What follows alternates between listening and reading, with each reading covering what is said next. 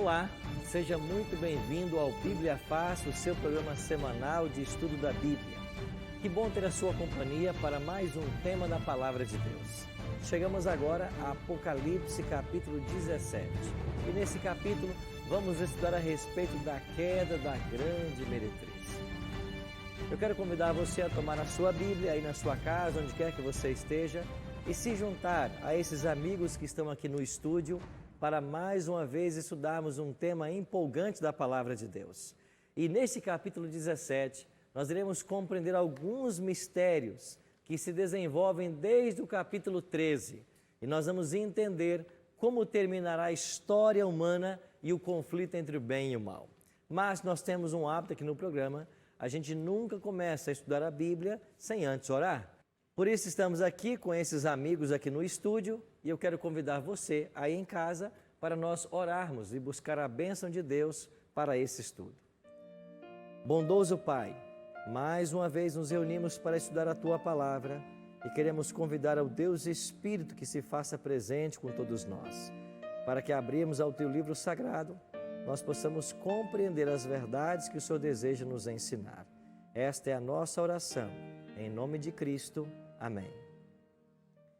Abra sua Bíblia em Apocalipse capítulo 17 e leia conosco, junto com os amigos aqui do estúdio, esse tema extraordinário, a queda da grande meretriz. Capítulo 17, versos 1 e 2.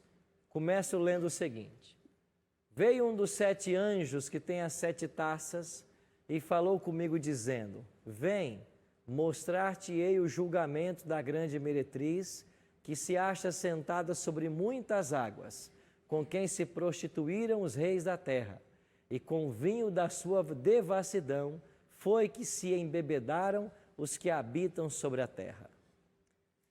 Agora, João é convidado por um anjo a fazer uma viagem, e ele veria o julgamento da grande meretriz. E esta meretriz embebedou os habitantes da terra com o seu vinho. Estão lembrados que nós falamos aqui já que esse vinho representa falsas doutrinas? E estas falsas doutrinas que foram disseminadas com os habitantes da terra levaram eles a uma embriaguez que eles não puderam discernir entre a verdade e o erro. Aqui há uma palavra interessante.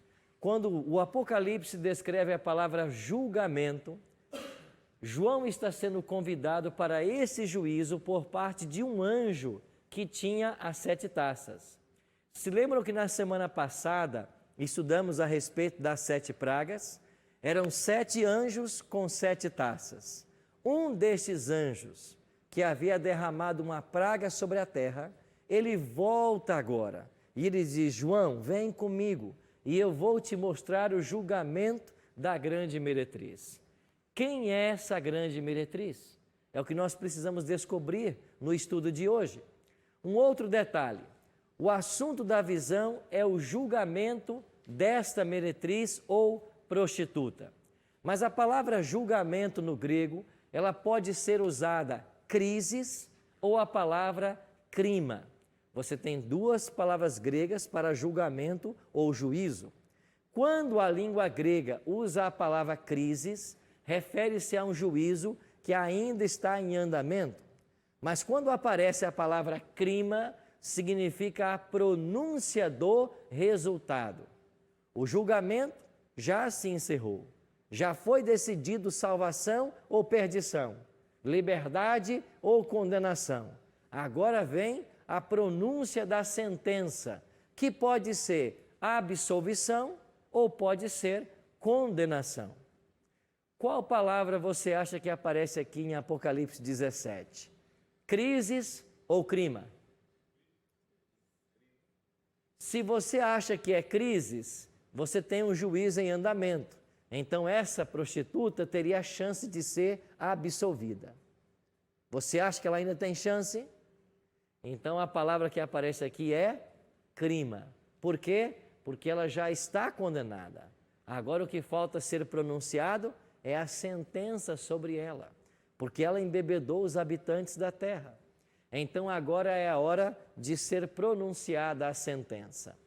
O capítulo 17 de Apocalipse pode ser dividido claramente em 3 etapas, em 3 partes.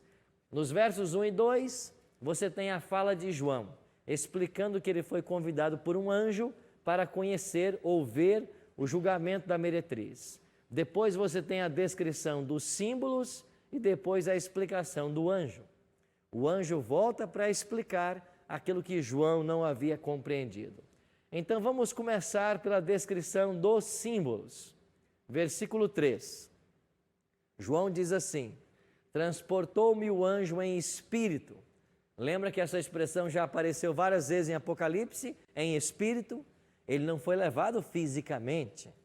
A sua mente foi conduzida em visão. Ele estava em transe por uma visão.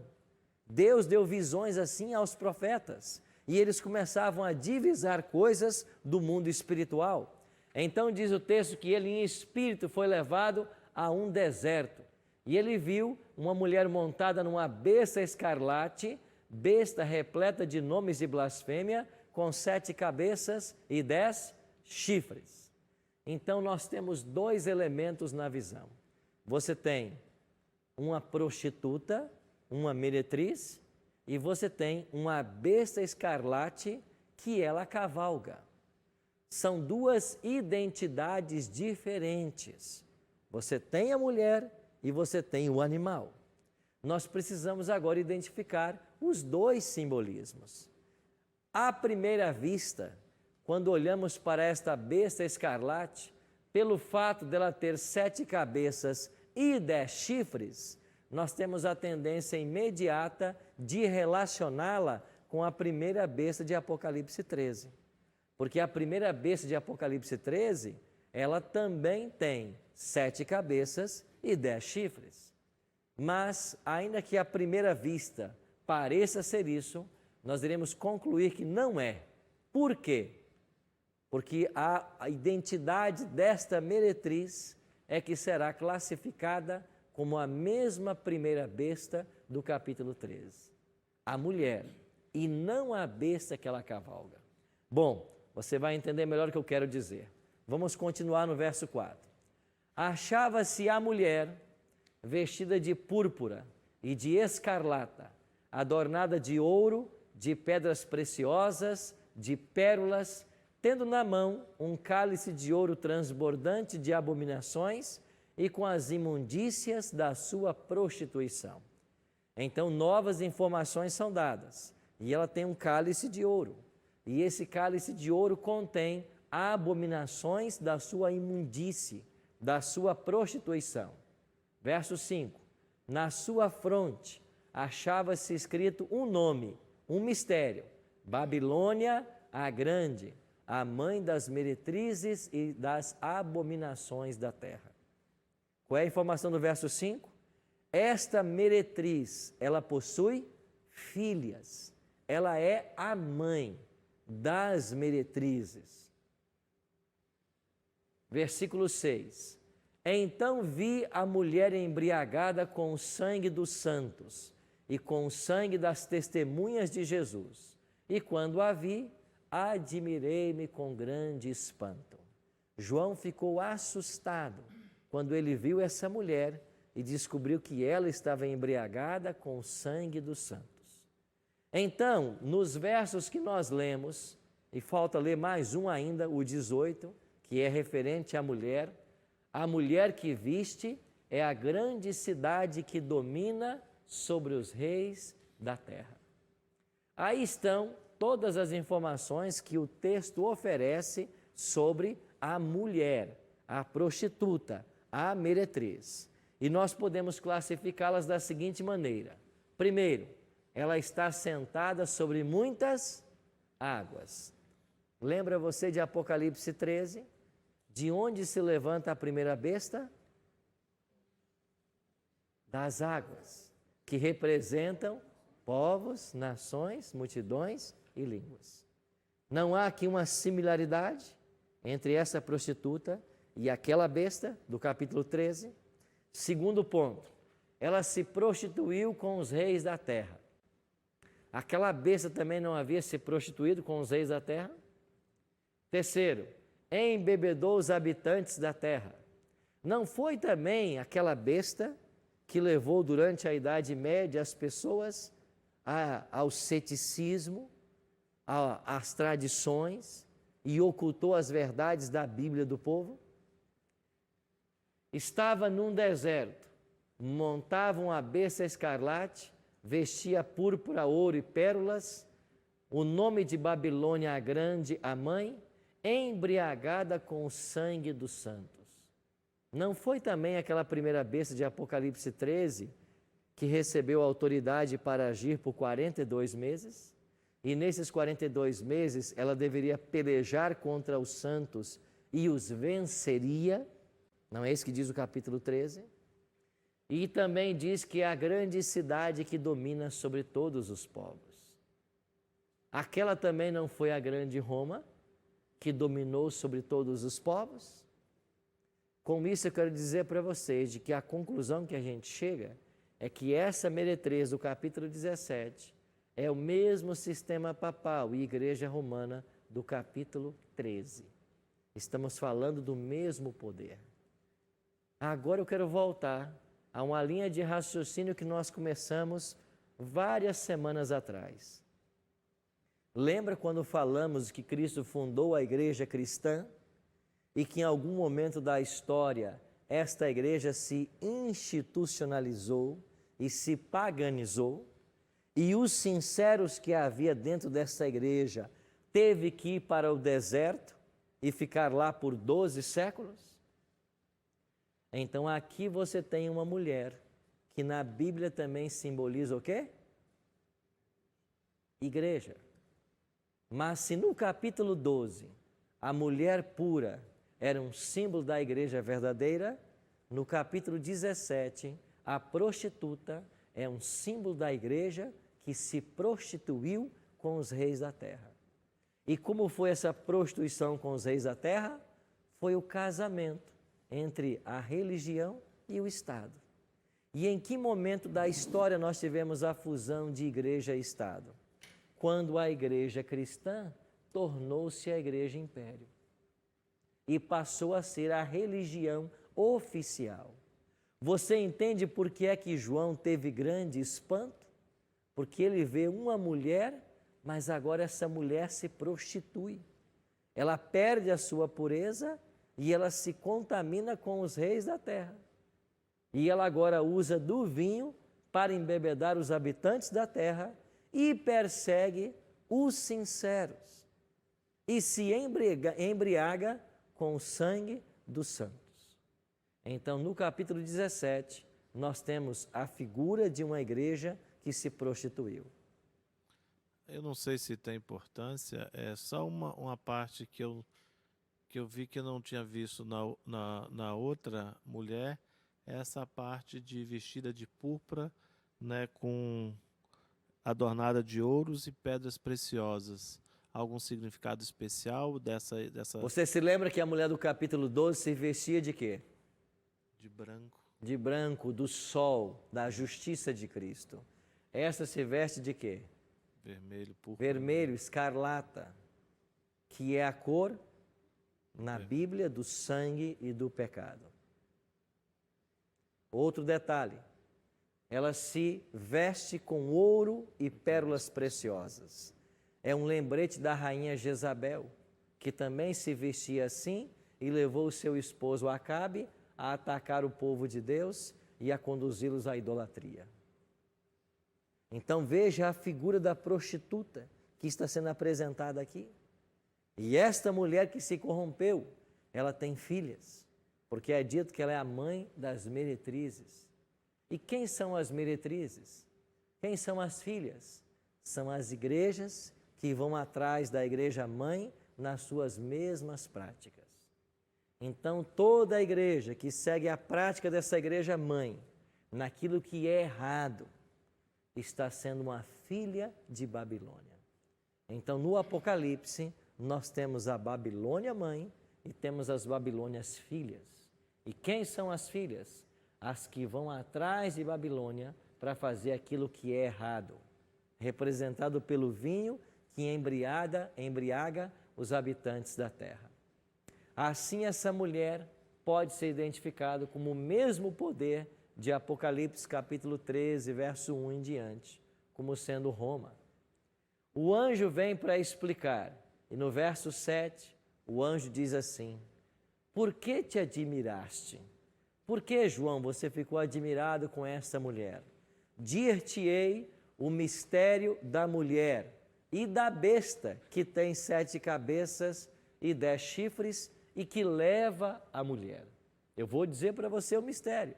E então o anjo começa a sua explicação. A besta que viste era e não é, está para emergir do abismo e caminha para a destruição. E aqueles que habitam sobre a terra, cujos nomes não foram escritos no livro da vida desde a fundação do mundo, se admirarão, vendo a besta que não era, mas aparecerá. 2 vezes no texto é dito que a besta era, não é e aparecerá ou está para surgir do abismo. Você se lembra que no Apocalipse esse tipo de expressão já havia aparecido? E era uma menção para quem? Estão lembrados?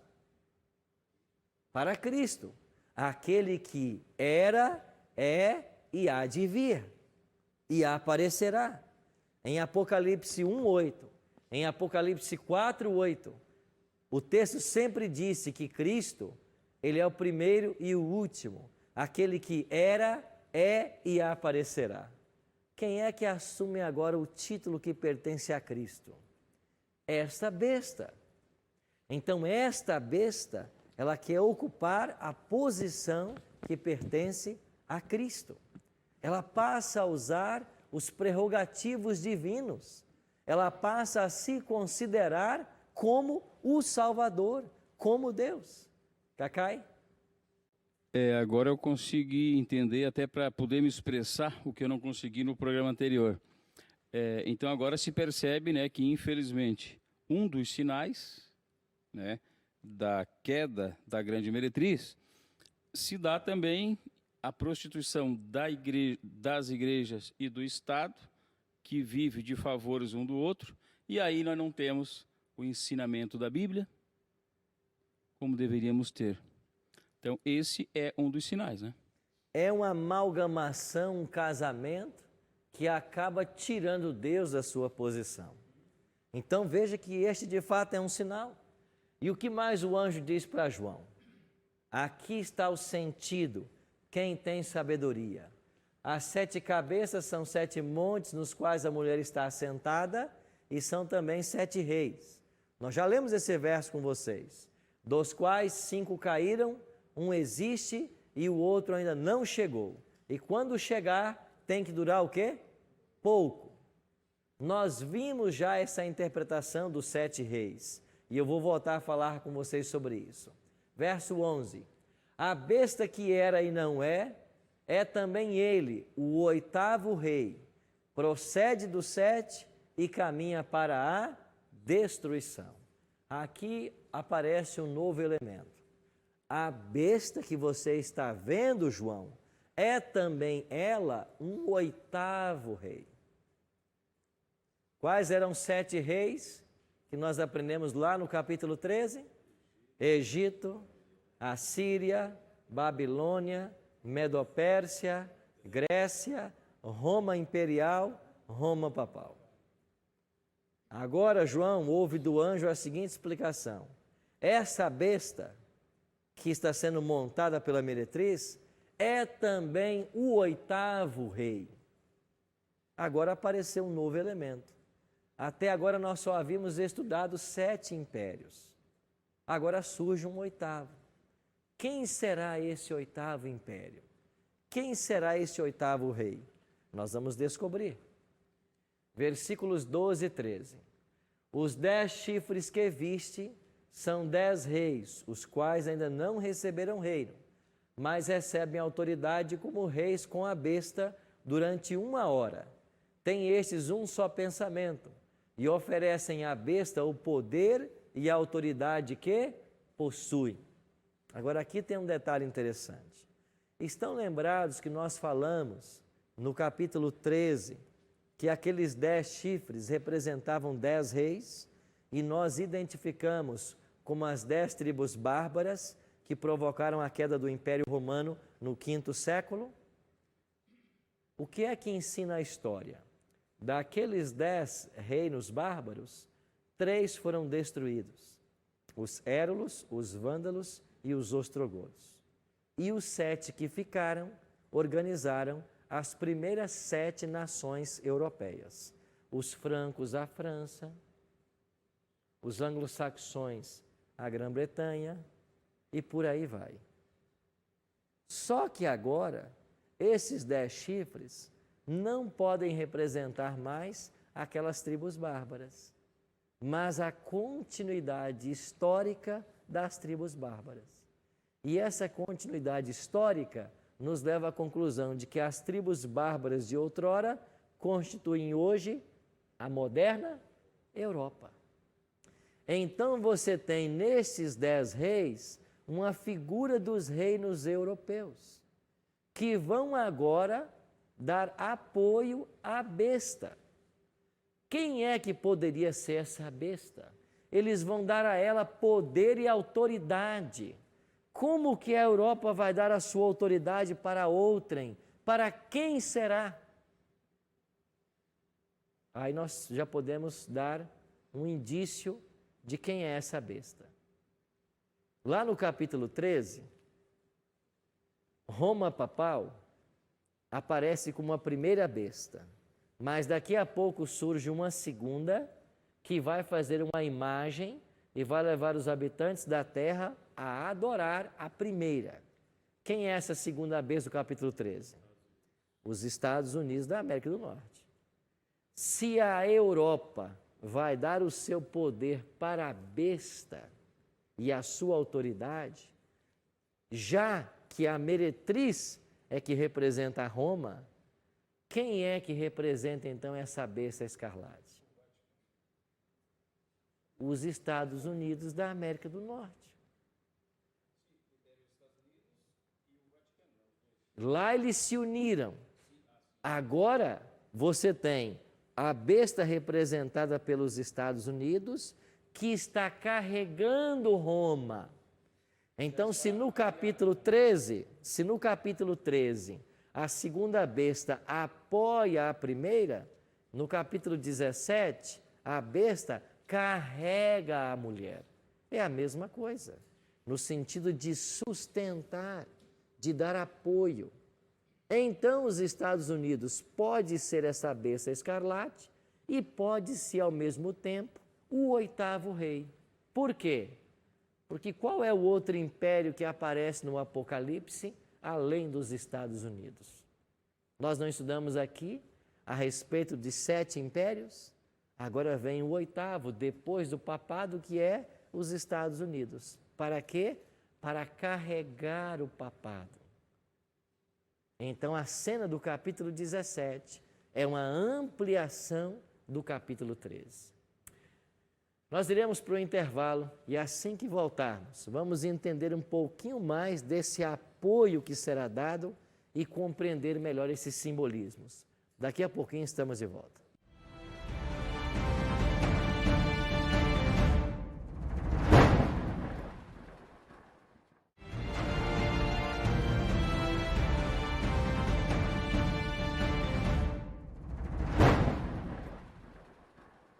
Estamos de volta com o programa Bíblia Fácil. Nós temos um presente para oferecer para você. Se você quiser receber essa revista inteiramente grátis, é um presente para você. Basta ligar para o nosso telefone 0 operadora 12 21 27 3121. Lembre-se de ligar em horário comercial. Você pode mandar uma mensagem para o nosso WhatsApp 12 9 8100 1615 ou você pode acessar a página do Bíblia Fácil na internet, novotempo.com/Bíblia Fácil. E aqui você vai ter todos os textos que nós apresentamos aqui no programa e você vai conhecer mais dos assuntos do Apocalipse. Falamos há pouco que o capítulo 17 é uma ampliação do capítulo 13. E a primeira besta do capítulo 13 é representada agora por uma prostituta.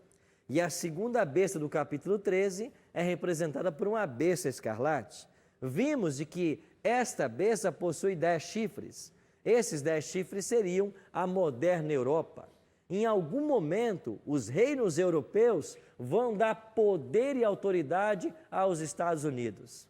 Agora, você se lembra de um evento que nós dissemos para vocês que vai acontecer e para que ele seja mundial dependerá do apoio da Europa? Que evento foi esse? Que decreto foi esse? Decreto dominical. O decreto dominical, para chegar a ser mundial, dependerá do apoio europeu.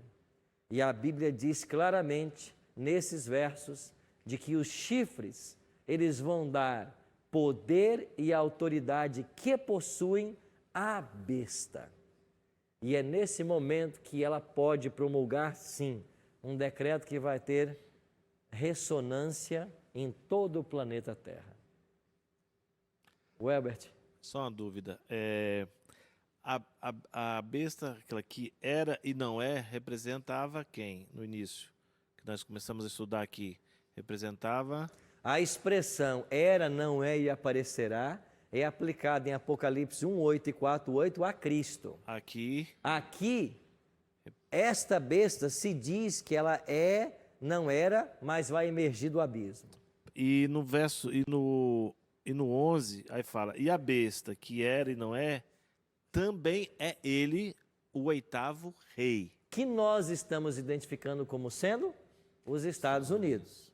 Porque aí diz assim, continua o verso, ele é o 8º rei porque ele procede dos 7. Então, essa procedência do 7 tem que ter alguma coisa que ligue os Estados Unidos com os 7 impérios que vieram antes dele. Porque ele procede de lá. E nós vamos descobrir daqui a pouquinho o que significa essa procedência. Ok? Vamos avançando e você vai entender. Verso 14. Pelejarão eles contra o Cordeiro. Quem é o Cordeiro no Apocalipse? Jesus. E os cordeiros vencerá, pois é Senhor dos senhores e o Rei dos reis. Vencerão também os chamados, eleitos e fiéis que se acham com eles. Quem são os chamados, eleitos e fiéis? São aqueles que não se dobraram à adoração da besta. Eles vencerão com o Cordeiro, a besta e seus aliados. José Luiz? Pastor, pelo que eu percebi aí, tem coisas que vão ainda acontecer. Sim. Mas essa questão da grande meretriz, ela é mãe, né? Então tem suas filhas. Isso já ocorre hoje. Isso já está acontecendo. Está acontecendo hoje. Exatamente. Então, todas as igrejas que têm os mesmos costumes da grande meretriz, são as filhas. Exatamente. É isso? Exatamente. Por exemplo, a guarda desse Vamos pensar no domingo. Domingo. A Igreja Romana ensina que o domingo é o dia sagrado. E tem igrejas... Eu mostrei para vocês há algumas semanas uma carta do Papa João Paulo II dizendo isso. Toda igreja que está guardando o domingo está seguindo a grande mãe. Independente da denominação. Independente. Tá, né? É filha. É filha Está bebendo dela. do mesmo vinho. Está seguindo a mesma tradição. Ok. O Apocalipse é claro. Um outro detalhe que o texto nos oferece. Verso 15. Falou-me ainda, as águas que viste, onde a meretriz está assentada, são povos, nações, multidões e línguas. Ou seja, a meretriz domina sobre todos os povos. Verso 16 e 17. Os 10 chifres que viste e a besta, esses odiarão a meretriz. Ponto. Vamos dar uma paradinha. O Apocalipse introduziu um novo elemento. O que ele está dizendo? Os 10 chifres, que nós dissemos para vocês ser a moderna Europa, os reinos europeus, porque são a consequência histórica daquelas tribos bárbaras, e a besta, que nós estamos identificando como os Estados Unidos, odiarão quem? A meretriz. Mas espera aí, até agora a besta carregava a meretriz, suportava, apoiava. E o Apocalipse introduz um novo elemento. Agora eles vão odiar a meretriz. Por que é que eles passarão a odiar a meretriz? Lembra que eu disse para vocês que há um momento em que os sinceros percebem que eles foram enganados, melhor, os ímpios percebem que eles foram enganados e tarde demais? É aqui nesse momento, quando eles percebem que eles foram embriagados com o vinho da meretriz, viveram as suas falsas doutrinas, quando eles acordam para isso, agora eles vão se voltar contra a meretriz. Só que tarde demais. Mas eles vão odiar a meretriz, porque eles foram enganados por ela. Por que enganados? Porque beberam do vinho dela, de suas falsas doutrinas. Cacai? A gente percebe que as coisas estão se afunilando, né? Com base na profecia. Hipótese, isso pode ser evitado e de que forma que nós, humanidade, poderíamos dar a nossa contribuição para que isso fosse evitado e que reine o bem e a vitória do Cordeiro? Há uma só forma de ser evitado. Leia para mim você um verso aí da sua Bíblia. Você está em Apocalipse 17? Leia o 18, versículo 2. Então exclamou com potente voz, dizendo: Caiu, caiu a grande Babilônia e se tornou morada de demônios, covil de toda espécie de espírito imundo e esconderijo de todo gênero de ave imunda e detestável. Caiu quem? Babilônia. Babilônia. Agora leia o verso 4.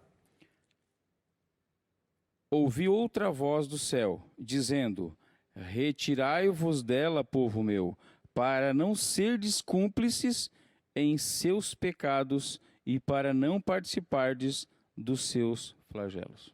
Essa é a única saída. Você quer escapar aos juízos de Deus? Sai dela. Sai dela quem? Diz o texto sagrado. Verso 4. Sai dela quem? Retirai-vos os flagelos. Não. 18:4. Sai dela. Sim. Ouvi outra voz do céu dizendo: Retirai-vos dela, povo meu. Pronto. Quem é que sai de Babilônia? Nós. Deus tem um povo aonde? Em Babilônia. É isso que a Bíblia está ensinando. Deus tem um povo em Babilônia. Então Babilônia está por aí, ensinando suas mentiras, seus erros. Ela tem filhos que beberam das mesmas doutrinas, falsas doutrinas. Mas dentro dessa grande Babilônia, Deus tem um povo. Deus tem pessoas sinceras em qualquer movimento religioso, qualquer igreja. Deus tem filhos sinceros. Mas qual é a única maneira de escapar? Sai dela. Sabe o que eu já ouvi de muitas pessoas? Ah, pastor, agora que eu descobri essa verdade, eu vou voltar e vou converter toda a minha igreja. Não é isso que Deus pede de você. Deus pede que você saia dela. Você pode sim dar o seu testemunho, evangelizar, buscar levar a verdade para as pessoas, mas o anúncio do Apocalipse é: sai dela. Você descobriu que você está numa comunidade religiosa onde não se ensina a verdade, não se ensina a palavra. Sai dela. Se você é povo de Deus, sai. Porque quem não sair vai ser cúmplice dos seus pecados e participar das suas pragas, que são 7, como vimos semana passada. Natália? Voltando aqui no versículo 12. Os 10 chifres que viste são 10 reis, os quais ainda não receberam reino, mas recebem autoridade como reis, com a besta durante 1 hora. Como entender essa 1 hora? Lembra você que nós temos aquela tabelinha de conversão profética? E houve silêncio no céu por cerca de meia hora. Nós dissemos que foi quanto tempo essa meia hora? 1 semana. O que seria 1 hora em profecia? Não, o dobro. 2 semanas, 15 dias. Então, em algum momento, esses 15 dias terão seu cumprimento. Como será? Isso para mim não está muito claro ainda. Mas esses reinos que nós estamos identificando como os reinos europeus, em algum momento eles vão dar o seu poder e a sua autoridade aos Estados Unidos. E junto com o papado, eles vão ter autoridade por pelo menos 15 dias. Como que isso vai acontecer? Não está muito claro ainda. É por isso que nós temos que continuar estudando a profecia, estudando o Apocalipse, porque há elementos que não estão muito claros ainda.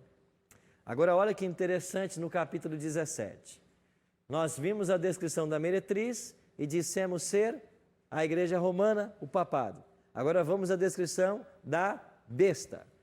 Ela era escarlate, nomes de blasfêmia, 7 cabeças, 10 chifres, assume o título que era de Cristo, é também o 8º rei, recebe dos 10 chifres a autoridade, vai odiar a meretriz em algum momento e o reino será dado à besta.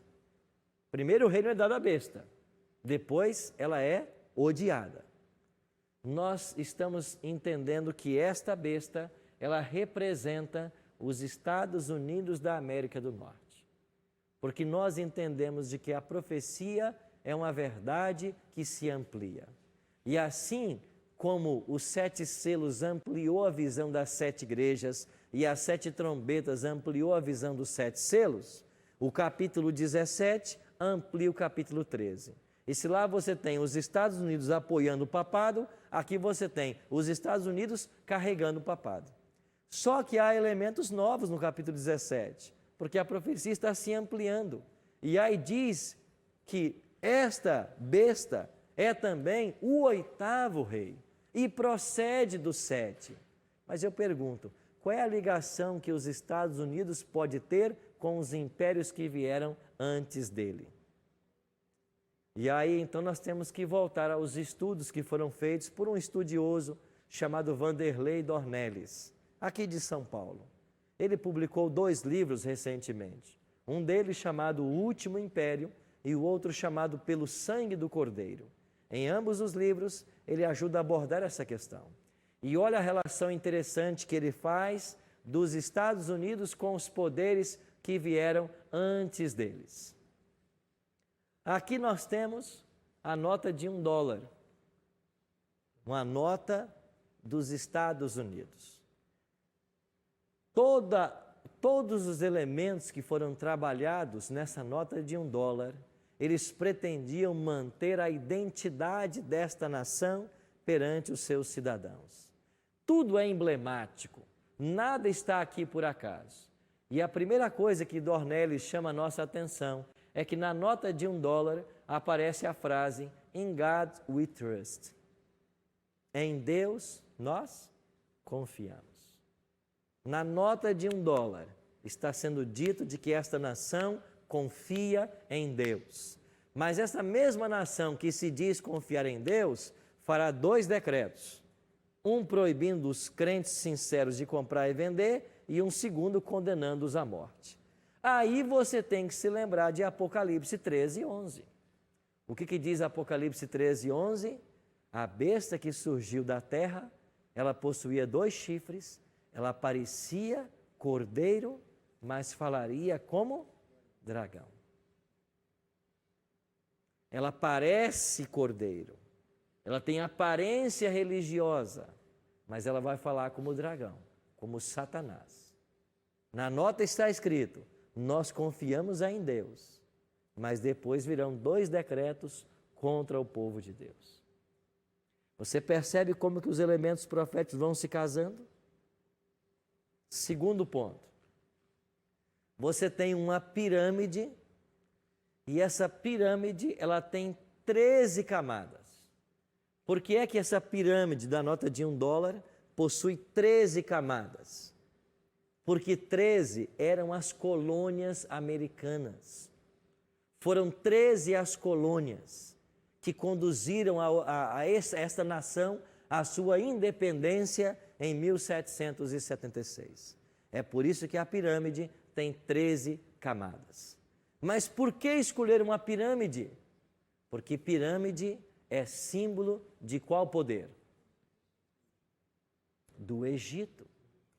E estão lembrando vocês de que o Egito foi a primeira nação a oprimir o povo de Deus?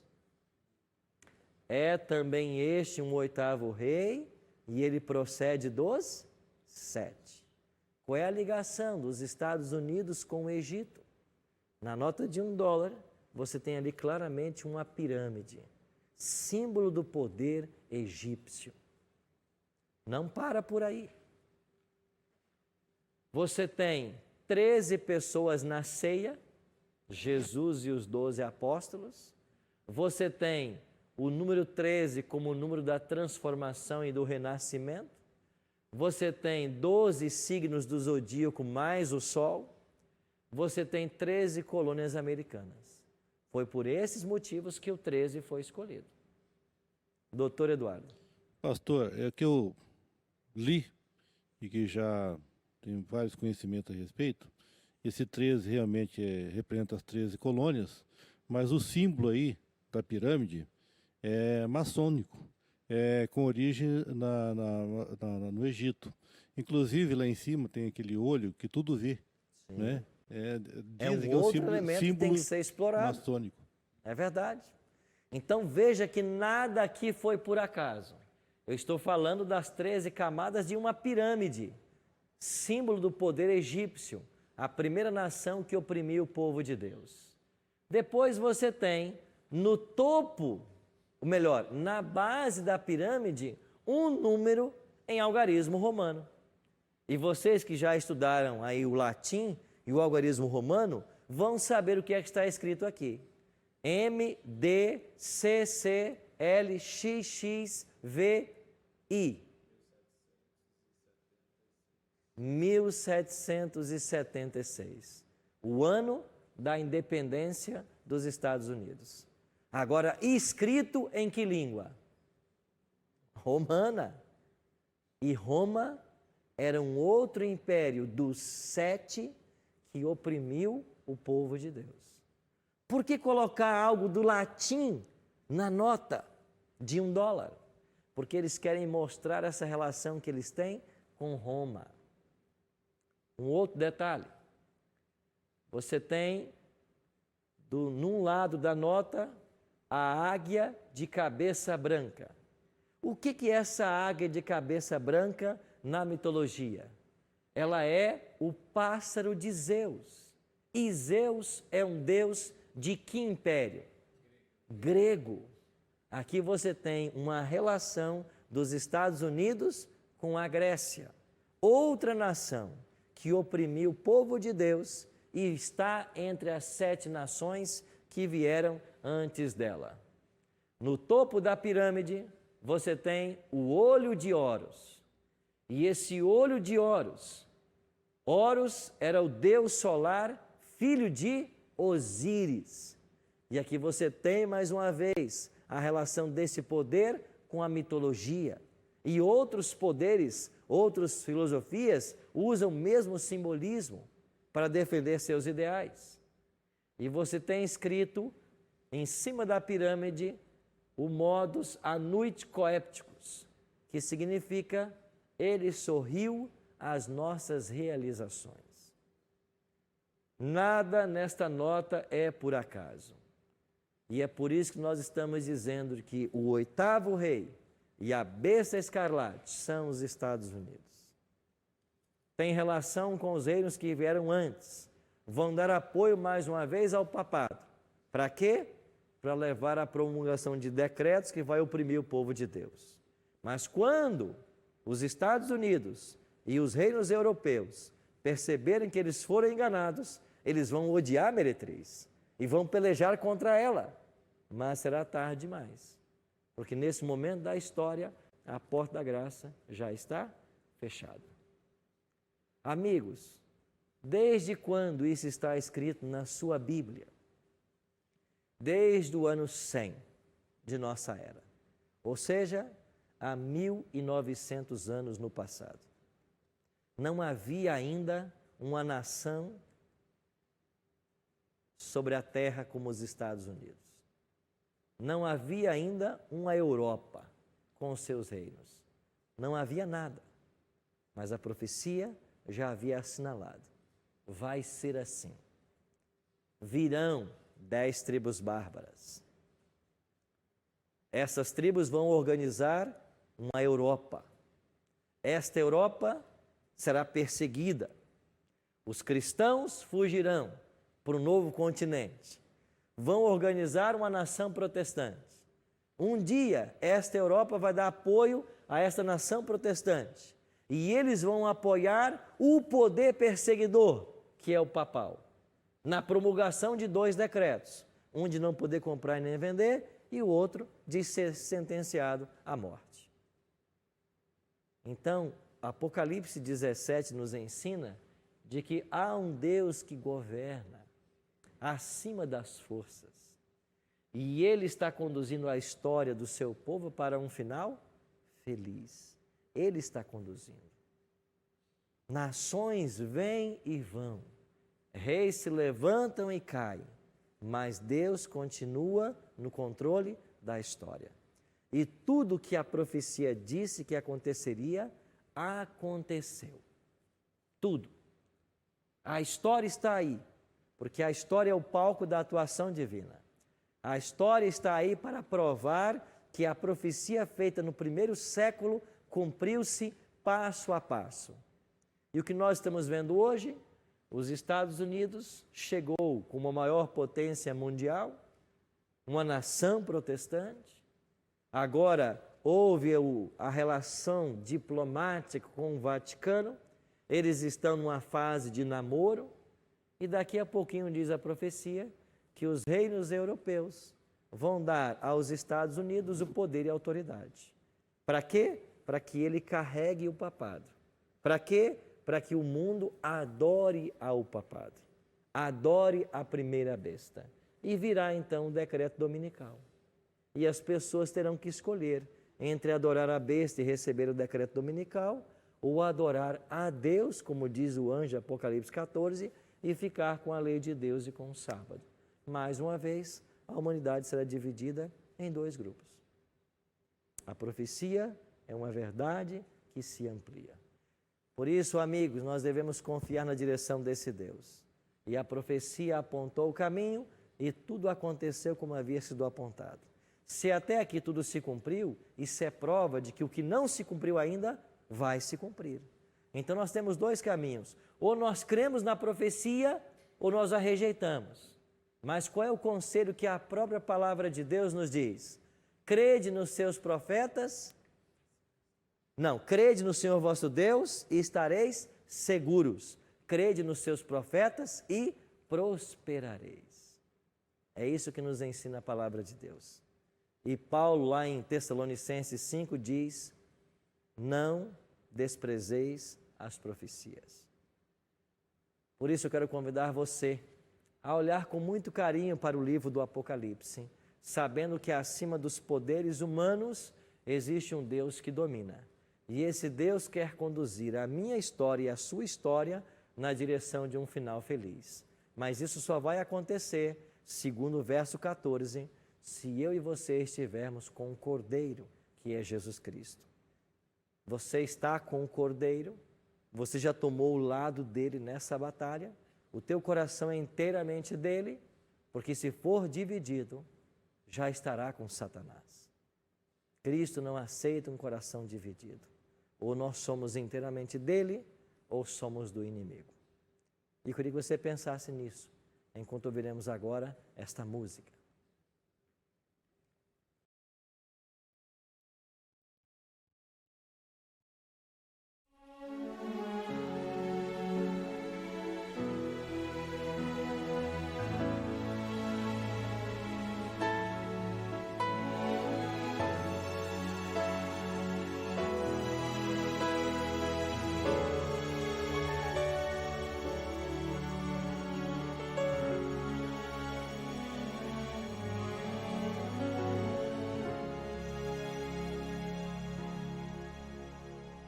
Quando o vento do Espírito soprar,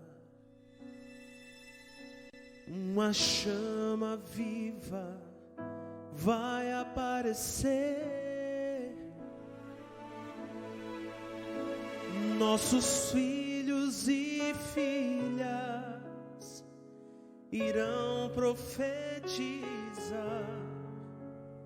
os nossos velhos sonharão e a igreja mudará.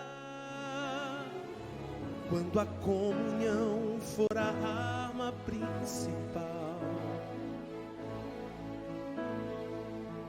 e a rotina desses nossos dias sair do seu normal,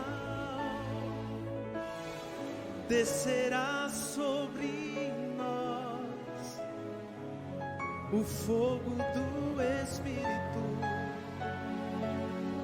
Viveremos o Evangelho e Jesus Cristo vai voltar. Por que será que ainda não aconteceu? Por que razão não temos fogo a queimar? Pecados escondidos, uma fé adormecida, mandamentos que insistimos em quebrar. Por que razão? Por que será? Temos tudo em nossas mãos, mas não há fogo no altar.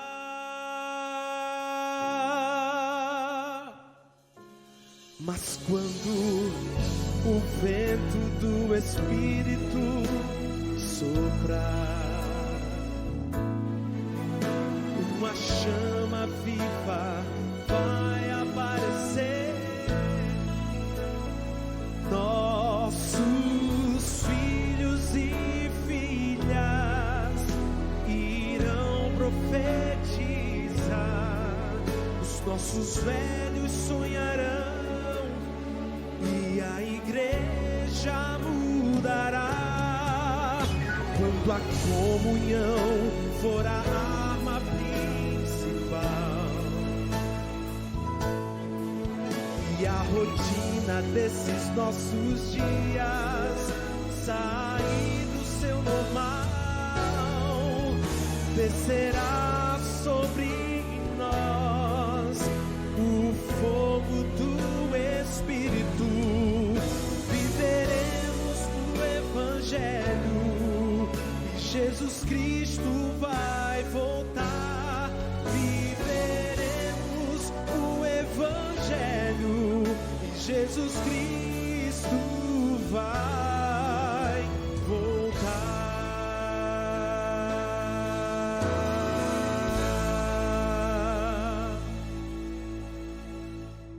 Se você quer que o Espírito alcance sua vida, se você quer se colocar à disposição do Senhor, eu quero orar por você agora. Pai, obrigado pela Tua profecia, pela Tua palavra, que nos mostra que um grande movimento está acontecendo e que estamos caminhando para o fim da história humana. Nós queremos nos preparar para esse glorioso dia em que o Senhor voltará a essa terra. Nós queremos que o Teu Espírito trabalhe em nosso coração, trabalhe em nossa vida, na vida das pessoas que nós amamos, que Ele nos convença do pecado, da justiça e do juízo, e que através da atuação dEle, nós possamos ser preparados para o Teu regresso. Tome conta de todos nós e dá-nos a Tua bênção e o Teu perdão, é a nossa oração, em nome de Jesus. Amém. Obrigado por sua companhia no programa de hoje. Na semana que vem, nós vamos estudar um dos temas mais apaixonantes da Bíblia. Vamos aprender sobre a volta de Jesus. Eu espero você. Até lá.